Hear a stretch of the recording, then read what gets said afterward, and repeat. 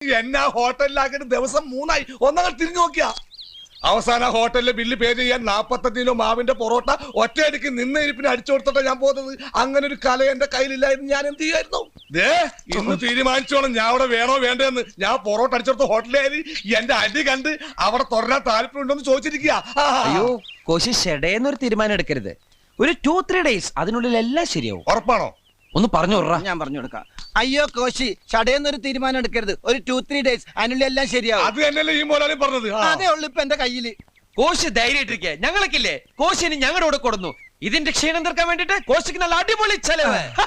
ചിരിച്ചേ ശരിയൊക്കെ ചെലവിട്ട് മതി. ചിരിപ്പിക്കല്ലേ ഞാൻ